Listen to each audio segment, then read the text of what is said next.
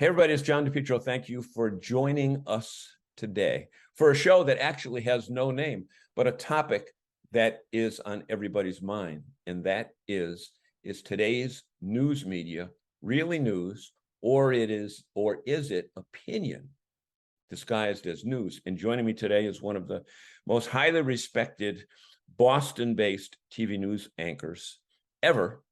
And the thing is, you'd never know that he is originally from Louisiana, and he's a raging Cajun. Hey, John, how are you? So help me bring in, as I hit the button here, help me bring in our friend, Randy Price. Randy's worked at all three network affiliate stations in Boston, and he's an Air Force veteran. And Randy, you're one of the few people I know that made it to the big time without having to go to 7 small cities in the Midwest. It looks like you only went from California to Ohio, right into Boston. Well, it's all though. Bakersfield, California. Yeah, that's what I mean. And then Toledo, Ohio for 4 years. So I made it to Boston, as you say, pretty quickly. And I was fortunate. It certainly was my goal to remain in Boston, and I ended up having a nice long career there and a great experience over almost 40 years. And you've been out for what, just about 2 years now, or a little years? Yeah, I more than retired a couple of years ago in May, and you did a gradual retirement because I was finishing up my career, and then and by the way, greetings from South Carolina, where I am. I got trapped down here because I was commuting back and forth. So this was my little studio for the last few months of the program in Boston. So I did a gradual transition, and then I've been retired and mostly doing gardening, not as productive as you. Gardening with gloves, Randy, or getting that southern red soil in your hands? You know what? We've been gardeners for decades, and actually part of the purpose of moving to South Carolina is because you can garden year round. Year-round. Are a little bit challenging because it is so hot and so humid, but the rest of the year is delightful, and everything stays green. So, and there's no ice and no snow. So that was even though they call it ice down there, right? They call it ice. So here's the thing. The other beautiful aspect of your career is that you got to leave on your terms and not one of those, what, I think you're making too much money, we'll move you to midnights. Well, I got axed a few times, but well, fortunate that every next chapter was better than the last chapter. So I was very fortunate, and actually I left on my terms before their terms. Right.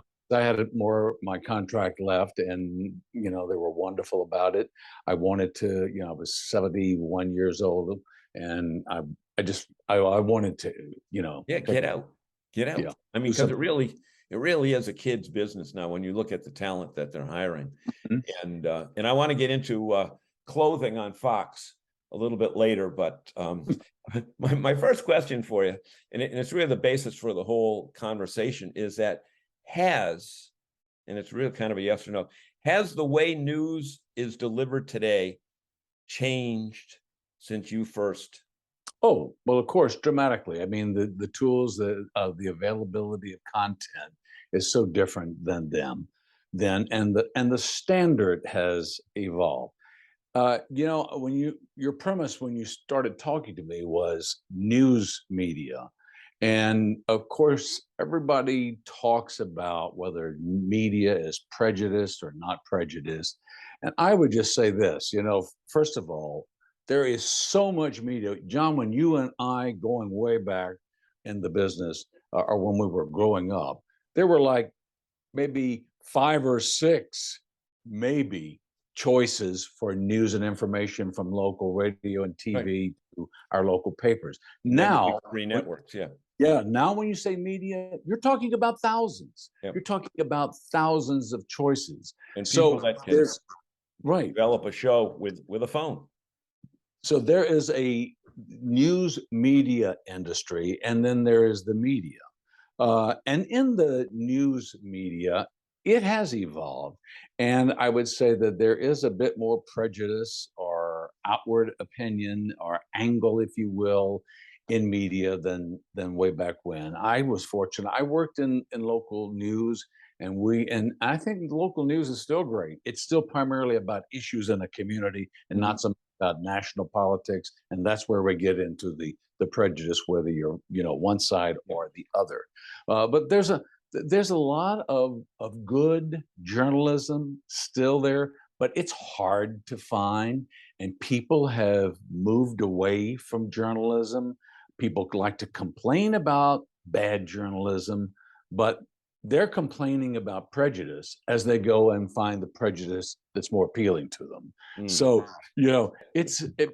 people have so blurred I'd say the problem is more with the consumer than with the actual product, Mm. because people have so uh, moved away from standard journalism.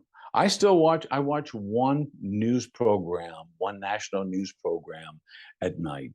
And it's I'll just go ahead and mention it. It's on CNBC. It's Shepard Smith, who used to be on Fox. Yep. And I think he does a good, solid, fair, balanced, standard journalism news Yep. program. Oh yeah, that term "fair and balanced" that has been That's wrung kind out of yeah, yeah. a It's a million Fox. different times.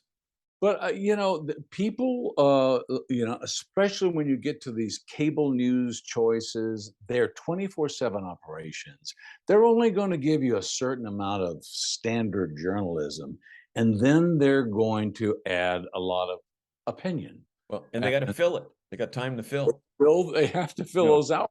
You you can know, only do the same story over and over, and then you have to have an analyst. right. And that's where we get away from journalism. And that's what most people uh, complain about and yet gravitate to. Well, when I look, and there's a couple other questions here that I had written down, but I'll jump to this because you just brought it right up. The thing that I joke about when my wife is watching Fox, and I watch Fox as well, is And I do too. 80% of the people that they interview are their own reporters in different day parts. Right. You know what I mean? I mean, they just keep shuffling the content throughout the day. But, there was a time when the news cycle, you had a press conference. They still call it press conference, even though there's no press. You had an event at 4 o'clock in the afternoon, so it could make the 6 o'clock news. Yeah. Back when they used to go back and put the film in the soup and get it all ready. Right. So there was 6 and 11, and then it was morning drive, and then noontime, and now it's all those plus 4, 5, 7. I mean, look at certain channels in Boston; they have news every hour, and Channel 7 is doing it all day long, except for Wheel of Fortune. Right. Not Right. Wheel of Fortune. What's the one? Steve Harvey there, Family Feud. The news and Family Feud. But so there's a lot of content to fill. What would you say about two questions? Then I'll shut up. Describe to me the competitiveness in a TV newsroom. And secondly, has the level of talent changed? Well, it's always been competitive. I mean, even going back to the very first part of my career. But now, of course, we have an eye on ratings like we never had before. For example, the last part of my career, I would, like everybody else who depended on good ratings, we would the next morning be able to see all day parts, every 15 minutes, the ebb and flow of the audience. So it's we're a business. It's always been a business, and eyeballs are a gauge of how well you're doing. You can do the greatest product in the world, the greatest journalism going in your own mind, and if nobody's watching it, guess what your employer thinks? It sucks. It's not very good. Yep. So, we thrive on that competition. It does drive us harder. It drives the entire team harder. But the business has so evolved to nonstop live coverage, which if you want a complaint from me, it's that. that we have moved away from being out there and interviewing people on all sides of the issue to standing in front of live cameras and filling the day. And that's not a complaint against the reporters. I think that they're all smart and they're capable and they've gone to journalism schools and so forth and so on. But the demands of what they have to do are pretty strict. And so they get to a story location. I'll give you just an example. In the morning, my program at Channel 5 had 3 live reporters on a daily basis. Well, they came in at 4 o'clock, 3:30, 4 o'clock in the morning. They couldn't possibly, in the middle of the night, on top of it, they couldn't possibly cover a story. So they're fronting things. And that's what they would end up doing all day. I had a conversation with one of our reporters who went to a later shift in the news department, and he said he really liked it because he felt like he was covering news again versus fronting it. And when you see these reporters, whether it's a local station or the networks out there doing story after story after story, and they're all the same story, they're fronting the location. They're not That's covering. right. I mean, So it's tough. A case in point that comes to mind with that is I remember it was one year, I forget the station, but it was probably in January where the Red Sox had announced ticket prices for the upcoming season. And obviously they weren't going to be reduced, they were going to increase. And they had the reporter in a snowy environment in front of Fenway Park. It had to show the name Fenway Park behind it. I'm saying to myself, this is just putting people out there to put them out there. Snow and the Shelby Scott syndrome it is there as well, where you got to show 128. But the crazy thing is, would you agree that weather in Boston is a gigantic piece of the news industry? And the theory is that it, of course, affects people more than anything else. And when you do a morning program like I did for many years, off and on, from the beginning of my career in Boston to the end, it was all about, the weather was like every few minutes, it seemed, because people are coming and going. And the theory is, this is important for people. They're planning their day. They've got to calculate how long it's going to take them to get to work, blah, blah, blah.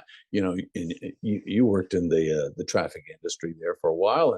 And these things are important to a lot of people. A traffic jam on the major thoroughfare or, snow slowing it down to 10 miles an hour is important to people's lives. But the reverse of it is it just ends up overwhelming the program.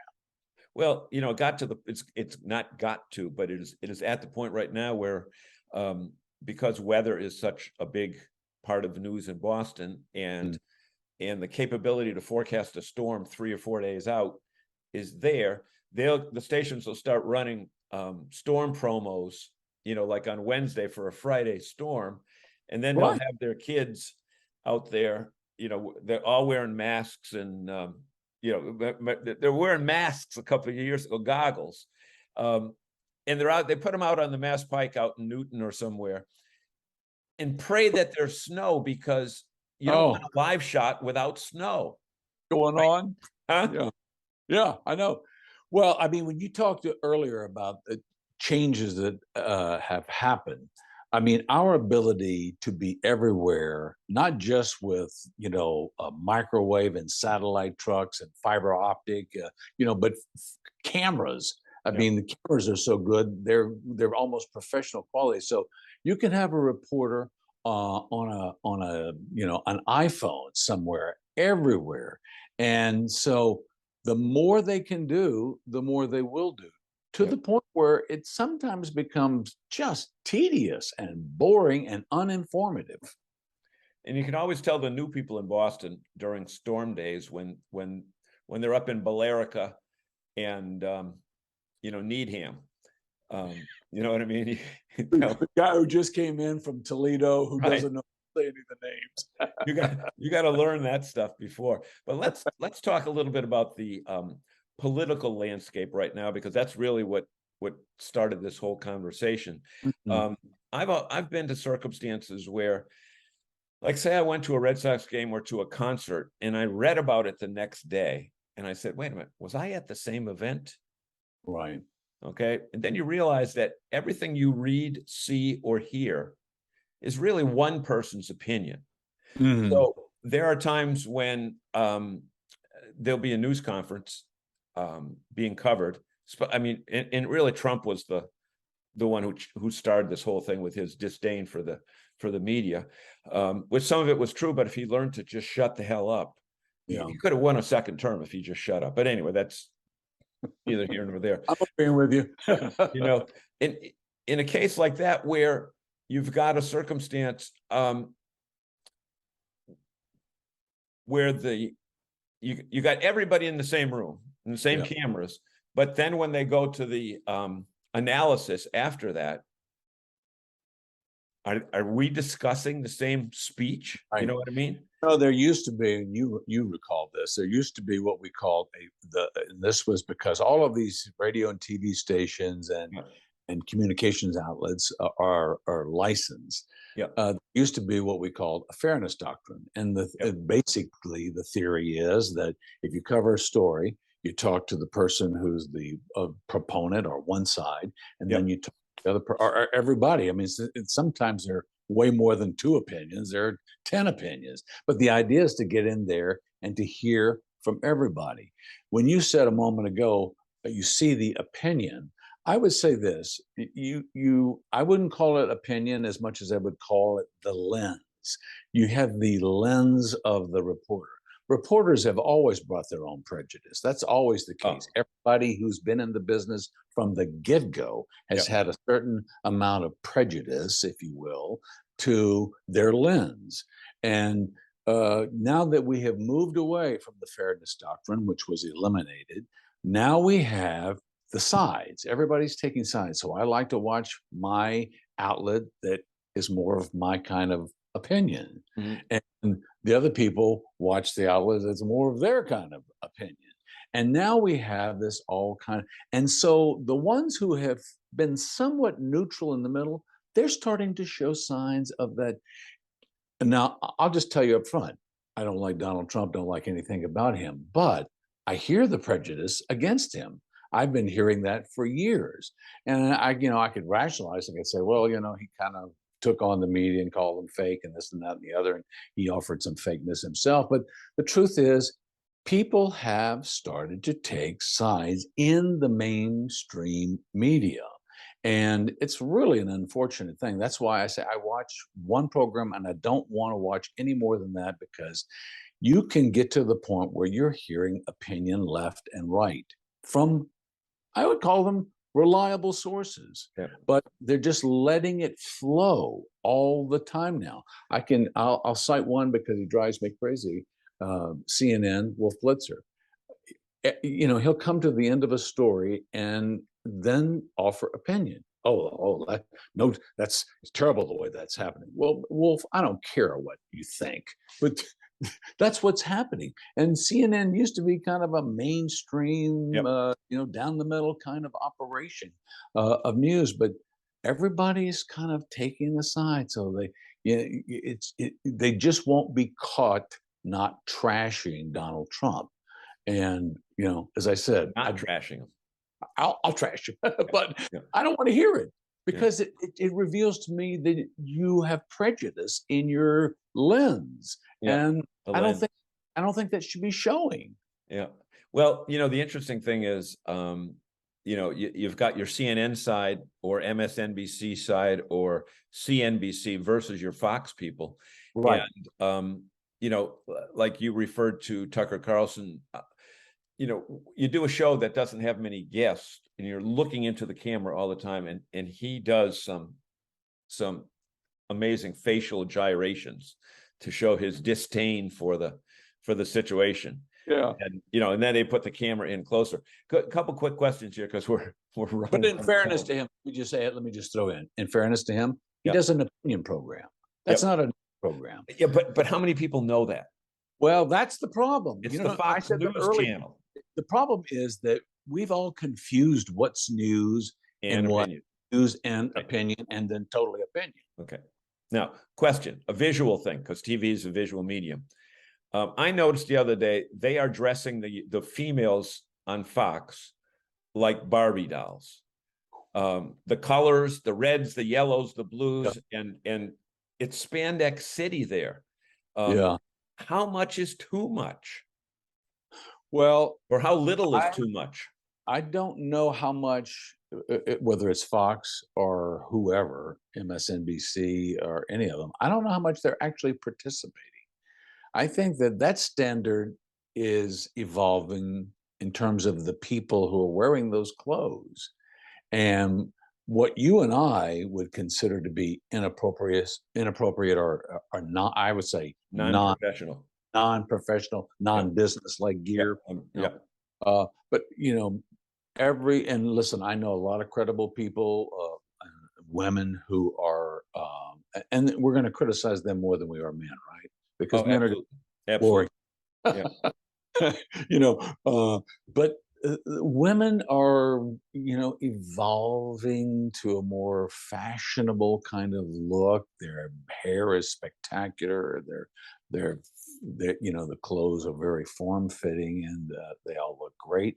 Yeah, it does seem a bit extreme, and for me, it's a little bit of a credibility issue. Yeah, exactly.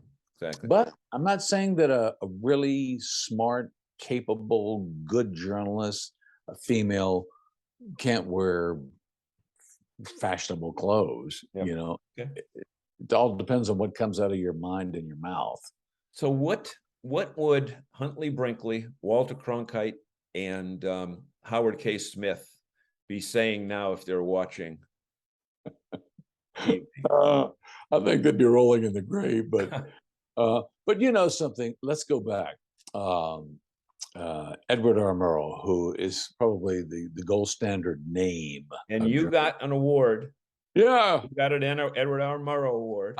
Edward R. Murrow National Award. So I'm proud of it. But let's face it, Edward R. Murrow used to smoke cigarettes on TV and do celebrity interviews too. He was a very good journalist, but it's possible to be multifaceted at the same time.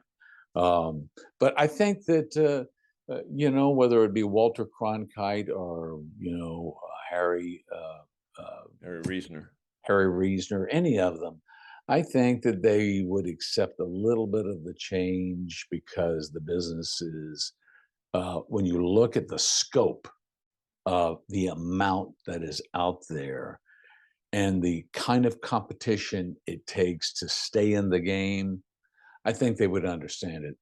They probably would be disappointed with it. I think you and I are a bit disappointed with it, but it is what it is. And you can only try to single out the things that are really good, that are good and fair and balanced journalism versus opinion.